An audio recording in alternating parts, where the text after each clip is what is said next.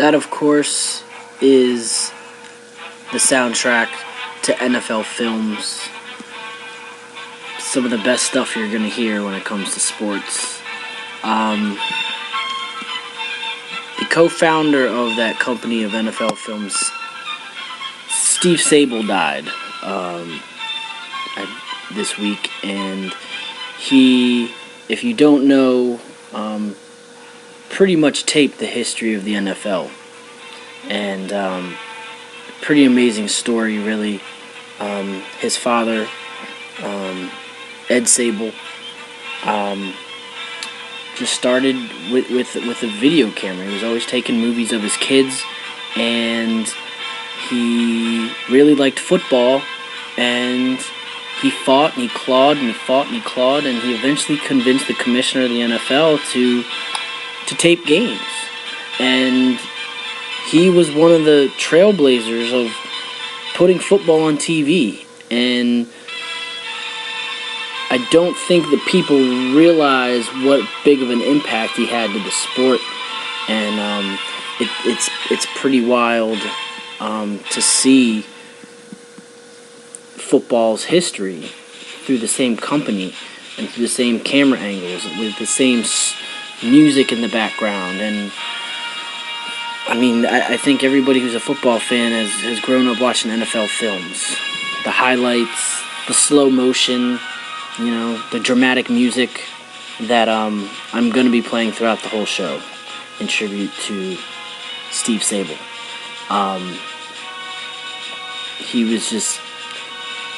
He was an innovator, and he was way ahead of his time. I mean, he had a vision for football that very few people had, and the popularity of this sport and everything that you do on the weekend, Saturday and Sunday, that gets you into the sport, you can thank him, because he put football on television, and he gave us the history of the NFL, and rightfully so. Ed Sabol is in the Hall of Fame, and Steve, rest in peace, you will be too, without a doubt. And this is my little tribute to you, and appreciate everything you did for the sport, and I know that doesn't go overlooked. So this is the DC Sports Show, and let's go over Week 2.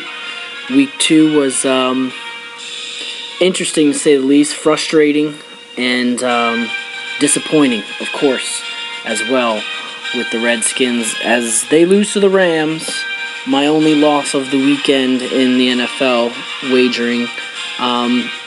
What can you expect? I mean, this is what the Redskins do. They lose to teams that they're not supposed to lose to, and it's disappointing. It's you want them to go 2-0. They're coming off a huge win in New Orleans, and they couldn't get it done. And just a terrible game plan by defensive coordinator Jim Haslett. He was coming out with zone. He never adjusted. The zone wasn't working. Sam Bradford and Danny Amendola were picking the defense apart. I mean, he had about 15 catches in the game. I mean, they had no answers for him at all.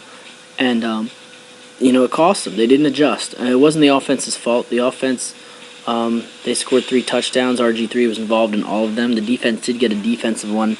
But the fact of the matter is the Redskins scored 28 points and they lost. And they lost to a pretty bad team.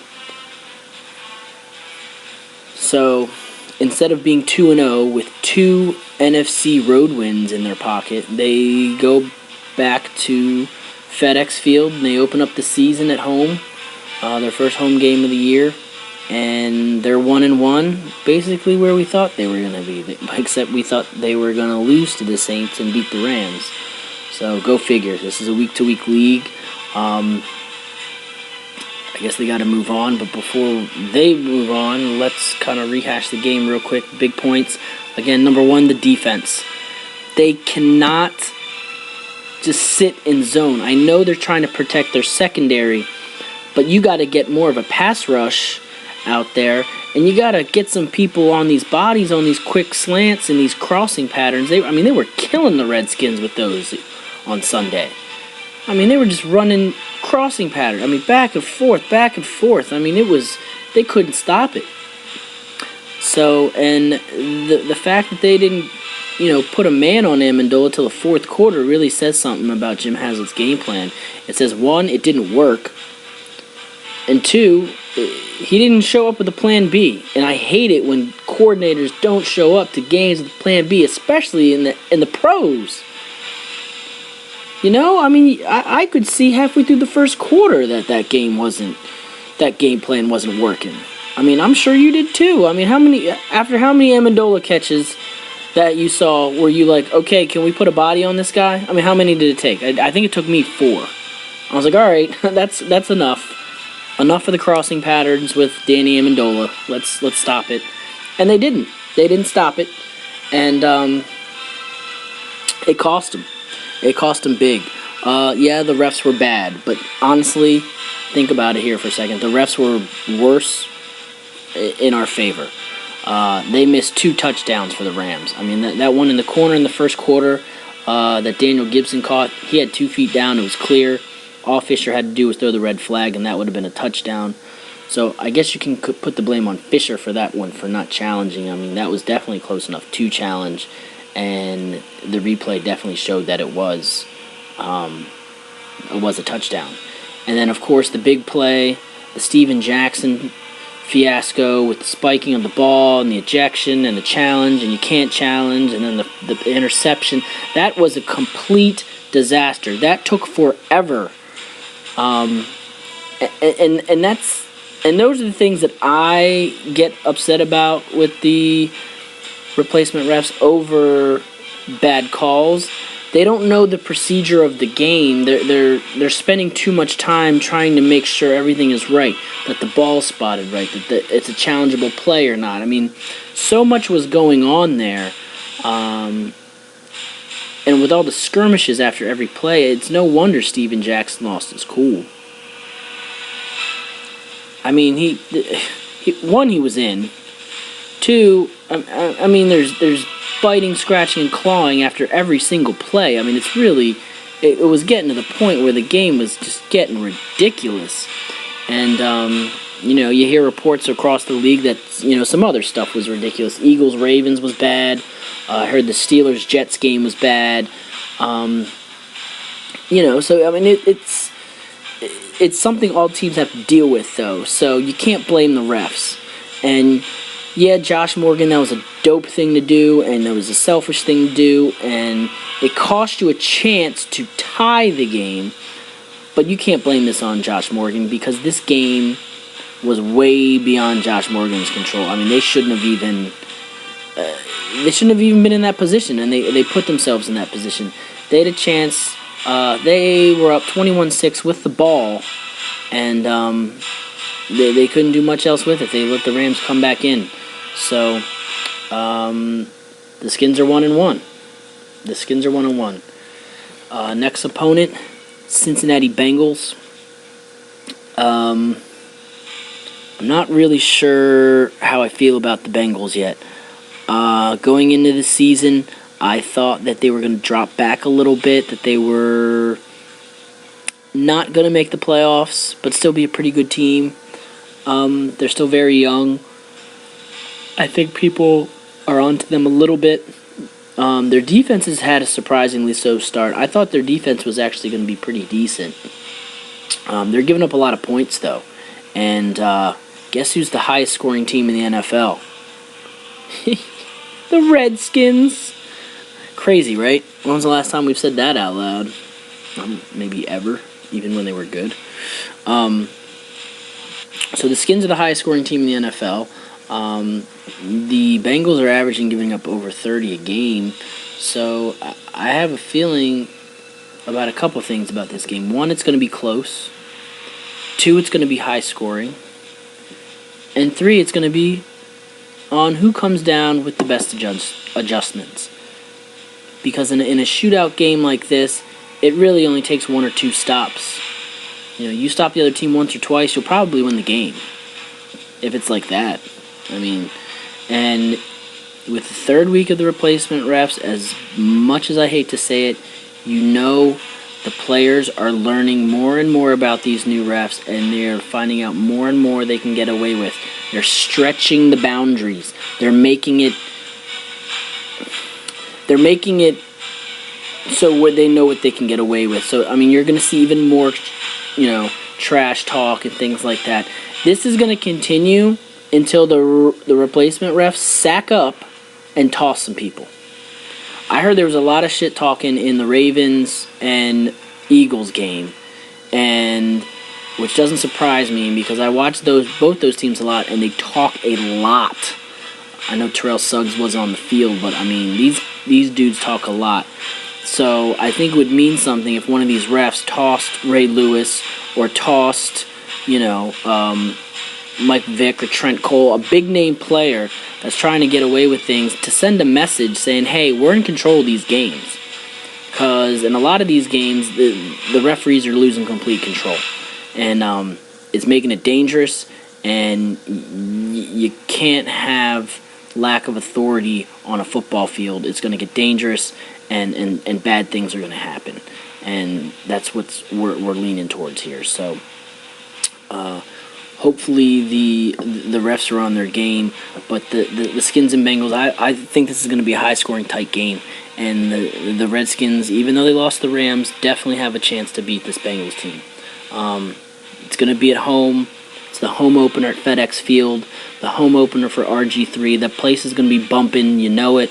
The Skins need to start quickly. If they start quickly, I think they can win this game. If they're sloppy, and if they're turning the ball over, and they're giving up, gashes on the running game. That was the other thing. They didn't really stop the run very well. That guy Daryl Richardson showed up, and he looked dominant. I mean, he was running off 5.5 yards a clip. So the Skins definitely need to shore some things up. Brian Arakpo out for the season, devastating injury.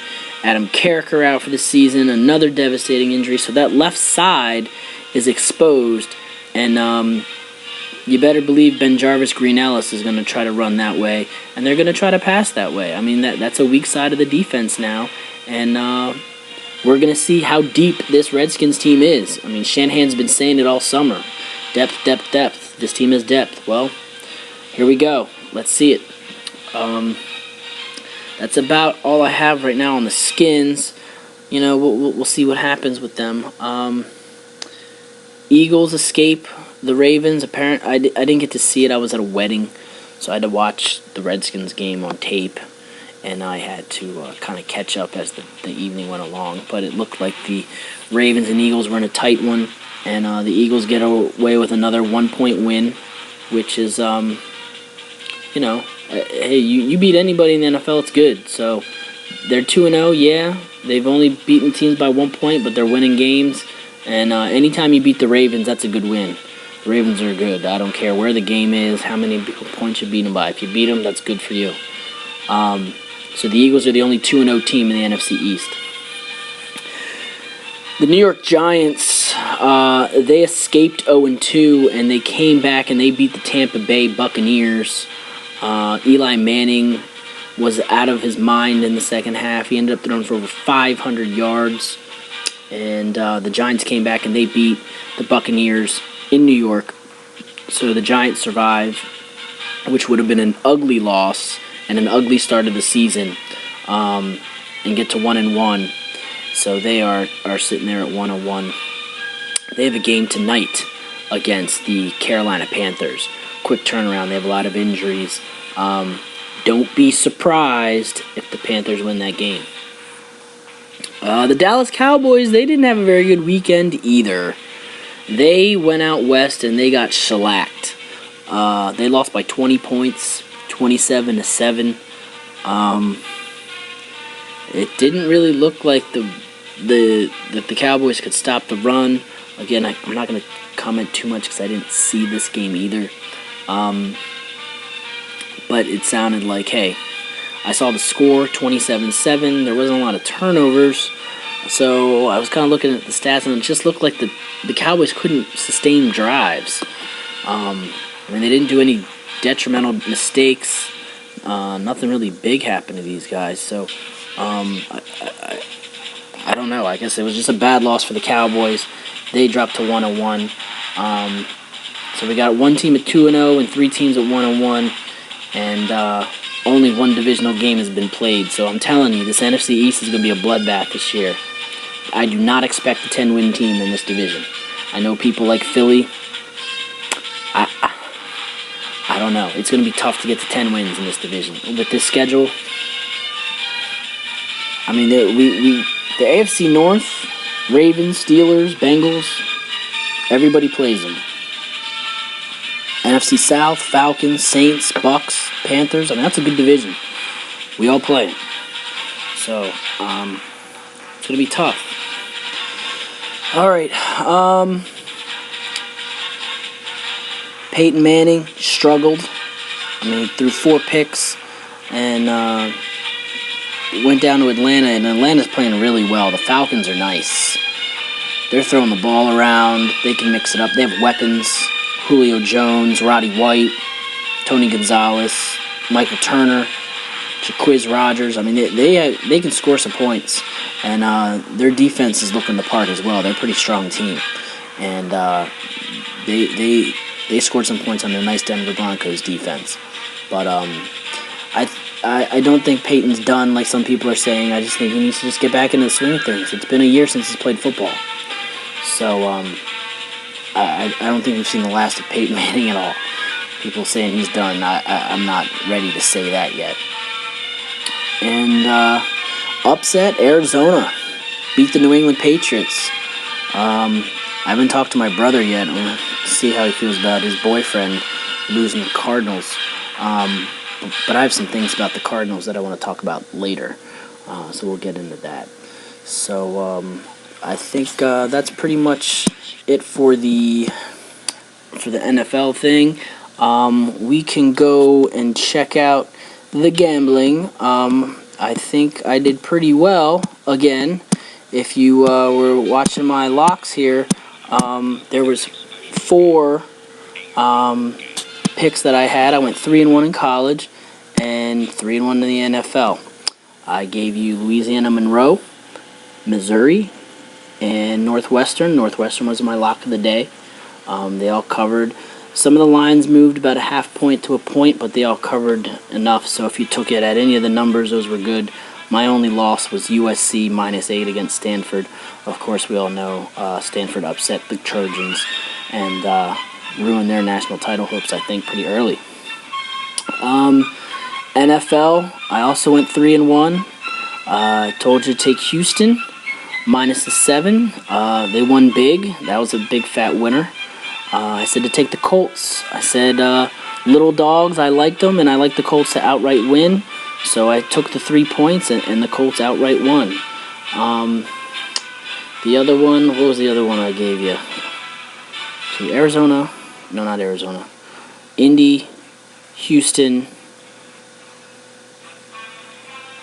Drawing a blank here, kids. The one I did lose was the Redskins. I said, hey, the Redskins -3.5 is what you want to do, but obviously it's what happens sometimes when you bet with your heart, not with your head. That was a rough one. Yeah, I don't really know what else to say about that, but 3-1. God, why can't I think of that right now? I'll get to it anyway. Let's get on to the picks for this week. I have 4 that I would like to share on each side of the ball again. San Diego -7 was the other one against Tennessee. I thought that was going to be a big one. So I give you Indy +3, Houston -7, San Diego -7, and Washington -3.5. But that was 3-1. Washington was a loser. But still, 6-2 for each side on the year. That's not too shabby. So let's see. The first pick I'm going to give you is for actually Friday's game for college football.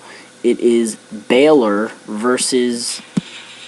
Oh, is that today? No, that is tomorrow. Tomorrow's game, Baylor and Louisiana Monroe. I'm going back to Louisiana Monroe. I've watched 2 of their 3 games. I watched a little bit of them playing Auburn last week. I told you to take them against Auburn. They were getting way too many points, and that was a big fat winner. So in this one, I like the Louisiana Monroe is hosting. They're hosting Baylor. They have a home game against a BCS conference school, Baylor. Right now, that line is 7. Baylor is favored by 7. I like Baylor to cover this. Yes, I've been on Louisiana Monroe the last 2 weeks, but Baylor's good enough to hang with Louisiana Monroe in terms of offense.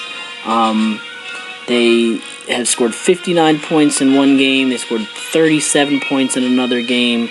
They're balanced. They have a senior quarterback who's taken over for RG3. I think people are now starting to overbet on Louisiana Monroe because people have been kind of catching on that, this team, obviously they beat Arkansas and they almost beat Auburn. So they're like, oh, this is Baylor. They're not ranked. They're a smaller school. This should be a short line. Louisiana Monroe can win this game. I don't think so. You can tell from the respect. Baylor's only getting 7. I like this game. I think Baylor can win this one by double digits. So that's my pick there. I'm going to say Baylor minus the 7 against Louisiana Monroe. That's my first college pick. So Baylor minus the 7. Let me get back over here to Friday. I want to look at these guys here because they don't have all the lines on the same page. I got to have them in front of me here. So Baylor minus the 7. On Sunday, I like 2 night games. Or 3 night games on Saturday, excuse me. I like my big bet. Well, let's start with the little ones. Mississippi at Tulane. Mississippi is laying 15 points. I like Mississippi to beat Tulane. Tulane is one of the worst teams in Division I. They've been dealing with the tragedy they had with the player who broke his neck, and they've kind of gone downhill. They weren't really uphill. This isn't a very good Tulane team. Mississippi, with their defense, can shut Tulane down and score enough to cover the number. Take Mississippi minus the 15. Rutgers at Arkansas. Again, people are kind of off of Arkansas since they've lost, so I think this line's kind of short. Arkansas only has to lay 7. I don't see anything there that makes me think that Arkansas can't win that game big. It's Rutgers is a decent team, but they're not the quality of an SEC team. I know Rutgers is 3-0 and they beat South Florida, but they're kind of young and they really haven't played the competition that Arkansas is going to show them. Arkansas, this team had a rough go against Alabama. I understand, but they didn't have their quarterback. That's a really, really big thing. And obviously this line is playing on Tyler Wilson being the starting quarterback. So if he's anywhere near 100%, they should easily beat Rutgers by a touchdown. Just think, going into the game against Alabama, if Wilson was healthy, Alabama would have been a touchdown favorite. So, if they assume that Tyler Wilson, can keep them within a touchdown or so of Alabama, I like Arkansas to cover against Rutgers. So take Arkansas minus the 7. And then the other night game, this is my big play of the week. I like Oklahoma laying 14 against Kansas State. Kansas State is a good team that has a good quarterback, but they haven't really played a good team yet. Oklahoma has a good offense. They have a good defense. They're pretty balanced. Oklahoma's offense is basically intact, and I think they're going to be able to put some points up against Kansas State. I don't want to say Kansas State is gimmicky because they're not. They like to run Colin Klein, their quarterback. He can run, he can throw. It looks like it's too many points, and it's a conference game and all that. But the as good as Oklahoma's offense is, their defense is pretty good too. They've only given up 13 points. I know they were two teams that not that good, but if you give up only 13 points in two games, and I don't, no matter who you're playing, I think that's pretty ideal. Yeah, so I like that one. That's my play. I think Oklahoma's a top 5 team, and they're good enough to beat Kansas State. They should beat Kansas State by 2 touchdowns, and that's my pick. There we go. I'm taking Baylor -7 on Friday night. I'm giving you Ole Miss -15 against Tulane. I'm giving you Arkansas -7 against Rutgers, and then Oklahoma -14 against Kansas State. So I'm taking 2 home favorites, and I'm taking 2 home favorites and 2 road favorites. So I'm taking 4 favorites. I say they all cover. Oklahoma -14 against Kansas State, Arkansas -7 against Rutgers, Mississippi -15 against Tulane, and Baylor -7 against Louisiana Monroe, my favorite. So those are my college picks. NFL picks. There was a couple. Let me just say before I picked my 4, there was a couple that I liked, and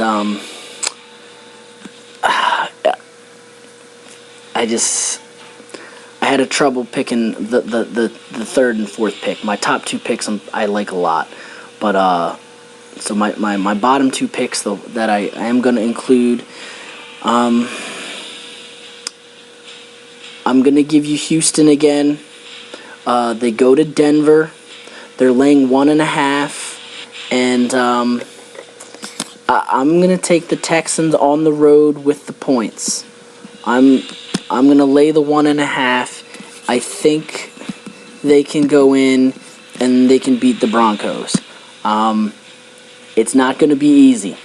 Going to Denver's never easy, but I think Houston has enough weapons on offense to score 24 points, 28 points, somewhere in there.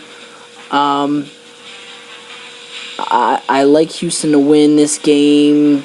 I'm going to say 28-21, 28-24, somewhere in there. They cover the 1.5. I think their offense is good enough to score enough points, and their defense is good enough to contain Peyton Manning, and Houston stays undefeated, and they get a big road win. Take Houston minus the 1.5. My other game, I'm going back to the Colts again. I liked them last week. They were getting points. I liked them as a dog, and they won. This week, they host the Jacksonville Jaguars, who I think are the worst team in football. And this one looks pretty good. I like this line a lot, actually. So if you can get this line, right now the Colts are laying 3. If you can get that at 3, I would pound that. I have a feeling by Sunday morning that line is not going to be 3. I think that could get up to 4, maybe even 4.5. Indy is better than people think. They beat up on Minnesota, who beat Jacksonville in Week 1 in Jacksonville pretty badly. I'm a buyer into that. If you beat this team and I beat you, I'm better than both you. Andrew Luck is better than Blaine Gabbert. Andrew Luck has better weapons than Blaine Gabbert.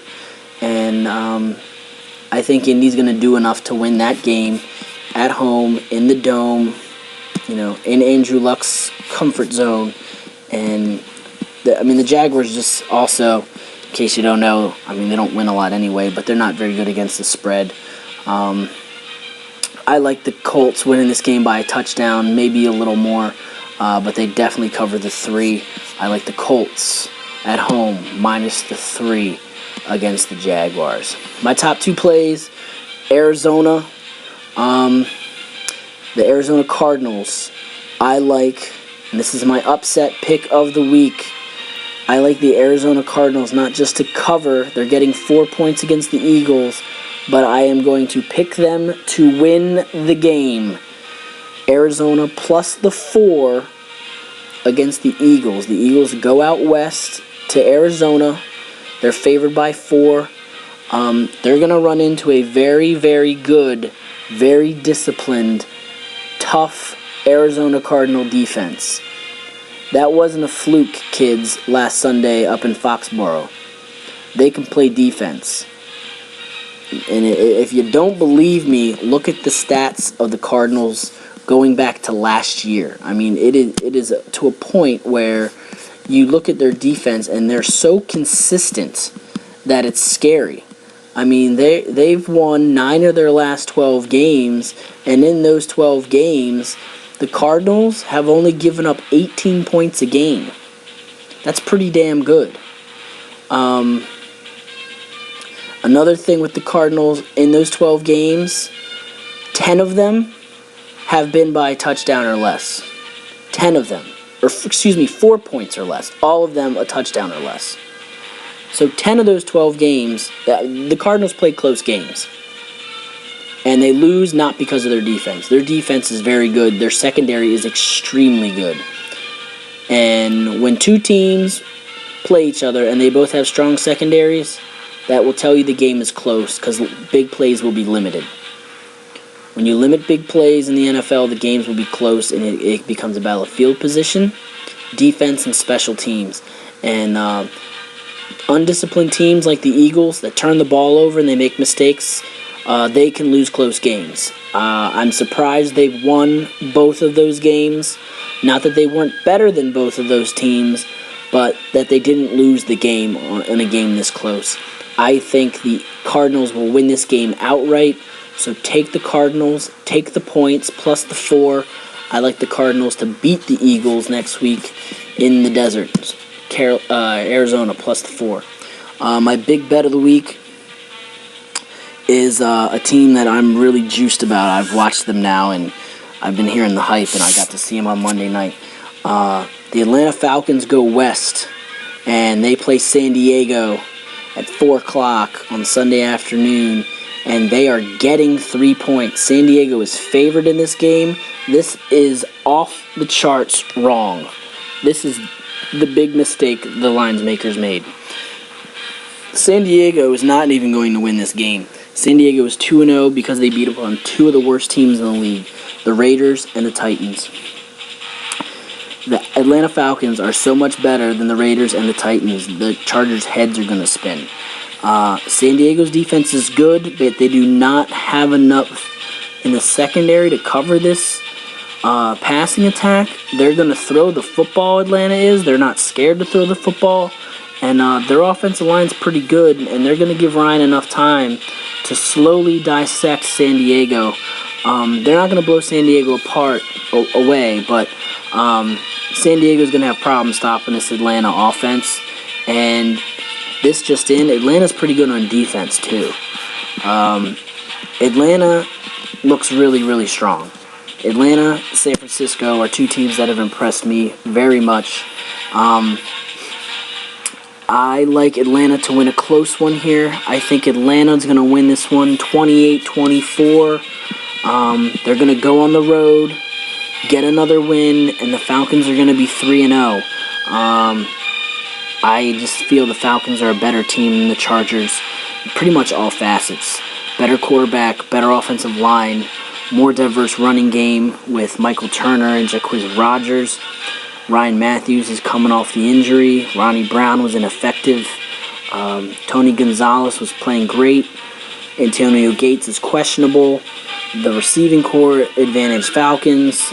The defense, the pass rush is better for the Falcons. I don't see where the Chargers are better than the Falcons. Vegas is basically saying this is an even game. They're giving San Diego 3 for being the home team. I don't think these teams are even. Take the Falcons minus the 3. That's the big bet.